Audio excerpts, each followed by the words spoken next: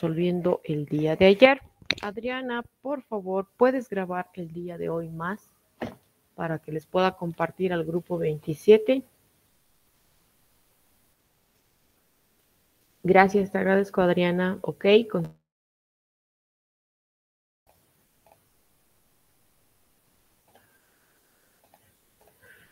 Ayer nosotros habíamos llegado hasta elaborar el estado de resultados proyectado.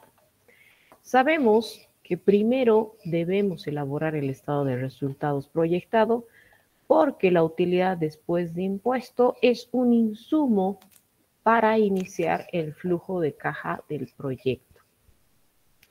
Recordemos que el flujo de caja del proyecto, que ustedes lo tienen en su pantalla en el lado derecho, se divide en fuentes de efectivo y usos de efectivo.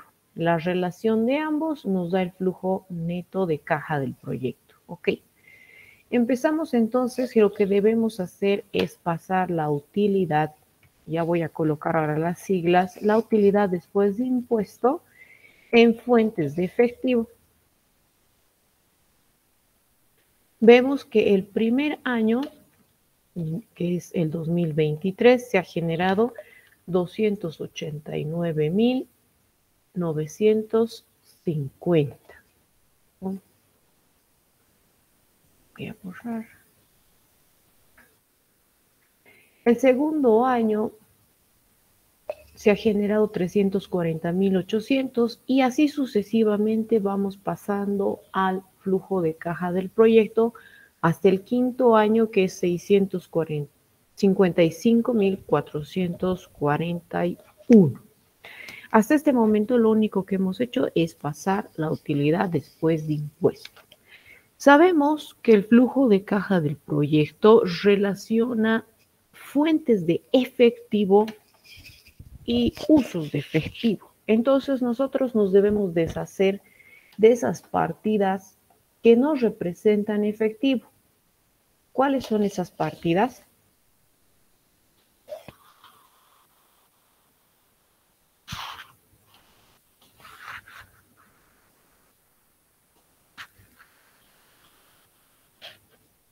Amortización y depreciación. Muy bien, nosotros debemos entonces anular estas dos partidas, que es la depreciación y la amortización de la inversión diferida. Para que yo anule estas dos partidas que están restando en el estado de resultados, yo tengo que pasar a sumar al flujo de caja.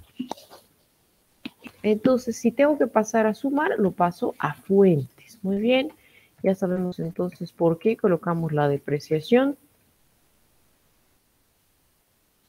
por qué colocamos la amortización de la inversión diferida.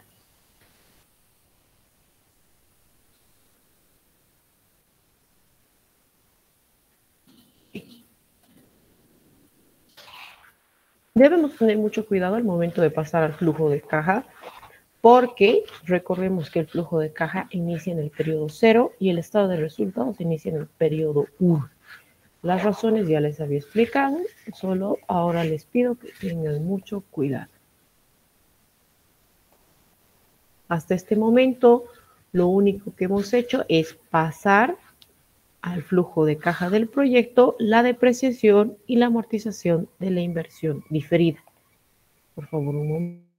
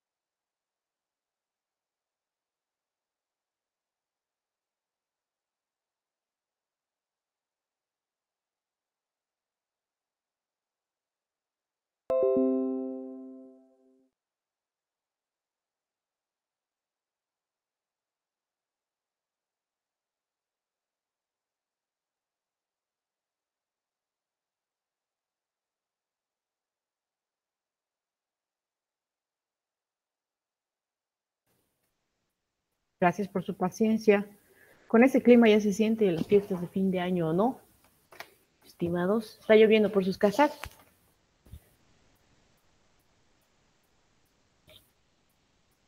Sí. Genial, es el mejor clima.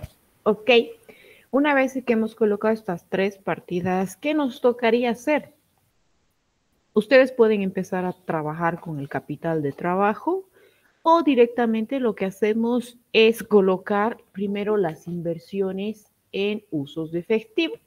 Creo que lo más lógico es empezar con las inversiones y yo me voy a la pestaña de inversiones y aquí vemos primeramente todo lo que se necesita en el periodo cero, que es 1.340.000 de activo fijo, 70.000 de activo diferido y en el cuarto año tenemos una reinversión de 80.000. Entonces yo me voy a usos de efectivo.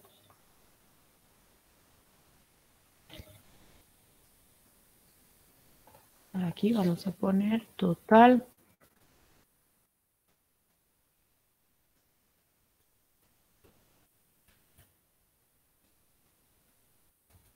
activos fijos.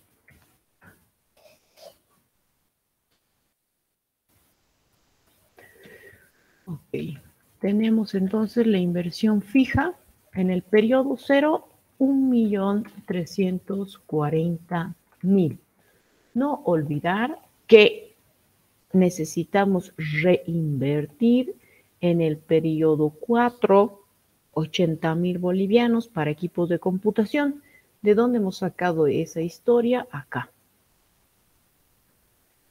Tenemos acá en el dato de la práctica que al cuarto año se precisa reinvertir en equipos de computación por un monto de 80.000 bolivianos. Entonces yo me voy al periodo 4 y coloco los 80.000 que corresponden a equipos de computación. ¿Estamos?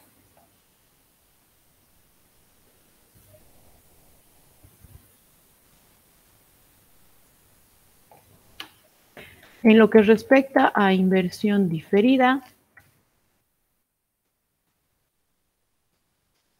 en el periodo cero necesitamos 70.000 bolivianos. El capital de trabajo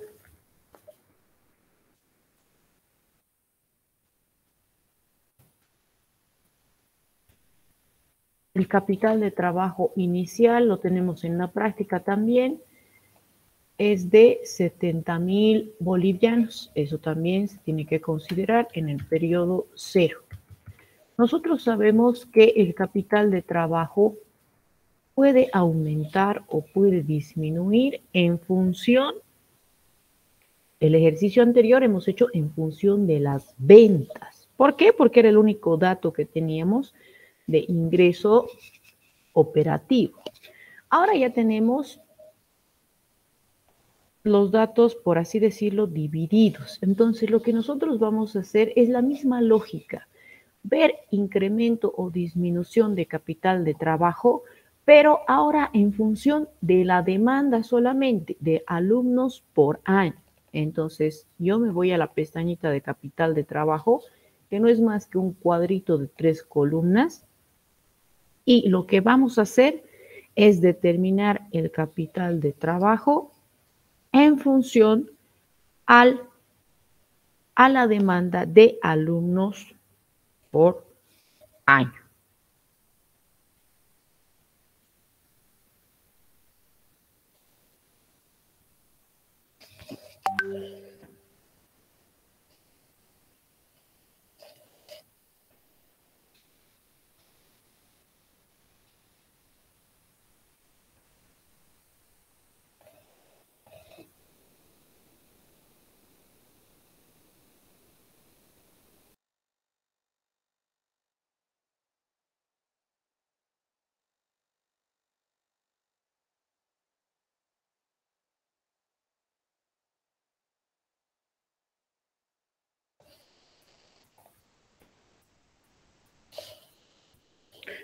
Ok, Nosotros estamos viendo que la demanda de alumnos por año es constante del periodo 1 al periodo 5.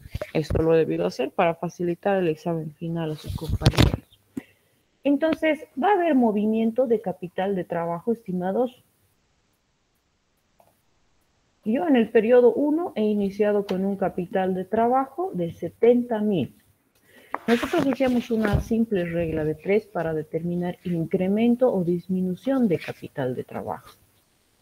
Si hago la misma regla de 3, para el periodo 2 necesitaré un capital de trabajo distinto. Les pregunto.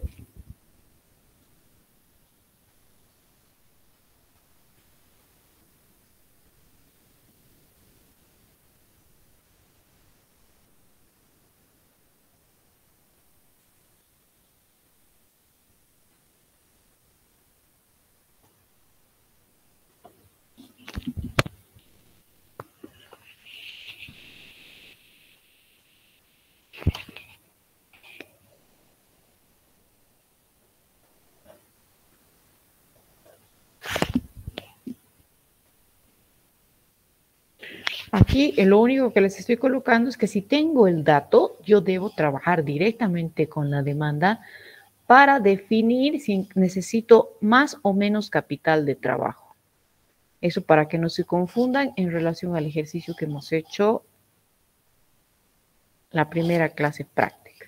Yo les decía, si el primer año hay una demanda de 1.000 alumnos por año, con un capital de trabajo de 70, para el periodo 2, ¿cuánto de capital de trabajo necesito? El mismo. El mismo, ¿ok? Y eso se va a repetir, en el periodo 2, 3, 4, 5. Es decir, voy a tener la misma cantidad de capital de trabajo para todos los periodos. Lo que yo necesito es determinar incremento o disminución. Entonces, este incremento o disminución va a ser nulo en todos los periodos. Muy bien. ¿Qué debo recordar? Debo recordar que si bien yo he invertido en capital de trabajo en el periodo 0, como ustedes ven en su pantalla, en el lado derecho, ese capital de trabajo yo lo voy a recuperar. ¿Cuándo lo voy a recuperar? En el periodo 5. Entonces yo en el periodo 5 me debo de fijar cuánto de capital de trabajo tengo en ese momento. Entonces, para el periodo 5 tengo 70.000. Esos 70.000 tienen que ir como recuperación de capital de trabajo. Le voy a poner solo CT en fuentes de efectivo. ¿Se está entendiendo? ¿Por qué lo consideramos como fuentes de efectivo? Porque el accionista está recuperando esos 70.000 de capital de trabajo. ¿Por qué? Porque es un supuesto del modelo que el proyecto termina al 5º año. ¿Estamos? Si escuchan un sonidito, quiere decir que estoy tomando mi mate, así que ahí se pueden reír si gustan. ¿Se entendió hasta acá? Sí. Ok, entonces lo que yo voy a hacer es colocar en fuentes recuperación de capital de trabajo. Bien.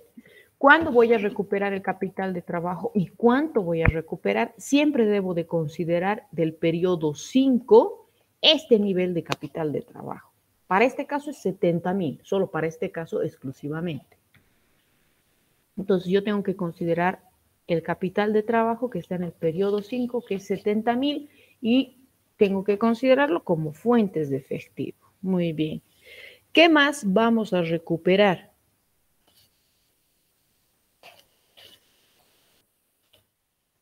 Todos los activos fijos en los que yo he invertido, también los voy a recuperar. ¿Qué monto voy a recuperar de los activos fijos? El valor en libros de los activos fijos. Eso voy a recuperar. El valor en libros corresponde al valor residual, valor contable. Tiene varios nombres. Ustedes se quedan con el que más lo entienden. Tenemos aquí que ¿cuál es el valor en libros o valor residual? Vamos a poner ya su tercer nombre acá.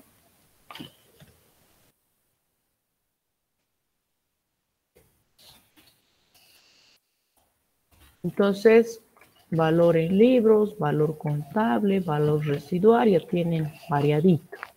El valor contable o el valor residual no es nada más que la diferencia entre el valor inicial de mis activos fijos menos el total de depreciación. Aquí solo hemos visto que hemos hecho de un hito. ¿Por qué hemos hecho de este un hito? Porque debíamos determinar si había ganancias o pérdidas por venta de activos fijos. Entonces, lo que yo hago es completar mi cuadrito. ¿Qué voy a hacer? Valor inicial menos total depreciación. Hasta aquí dudas, consultas.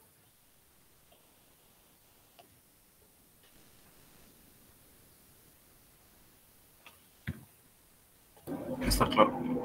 Ok, entonces lo que hago es sacar la diferencia entre valor inicial menos total depreciación.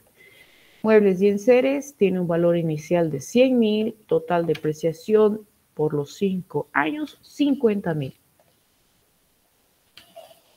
La diferencia nos da 50,000 bolivianos, que es el valor contable o valor residual. Hacemos lo mismo para todos nuestros activos fijos. Muy bien. La sumatoria del valor residual de todos nuestros activos fijos nos da 1.332.500. Muy bien. Tenemos acá adicionalmente una reinversión y eso también lo tenemos que considerar.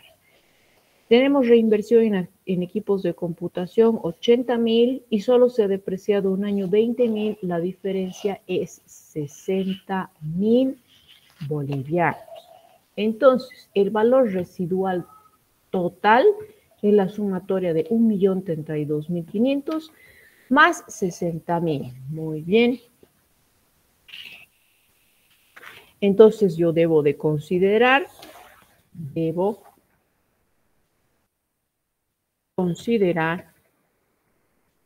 el valor residual más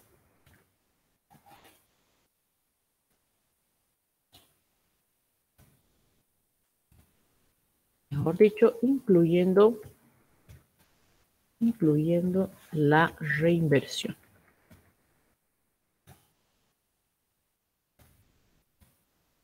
¿Okay? Entonces tienen que tener cuidado porque tienen que considerar el valor residual, considerando también la reinversión. Y todo este dato que acabo de marcar con celestito va al flujo de caja del proyecto. Va al flujo de caja. Vamos a aumentarle un poquito.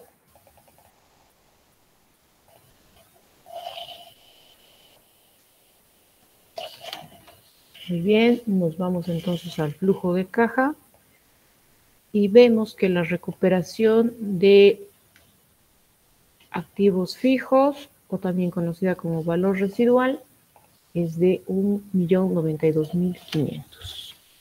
Nos vamos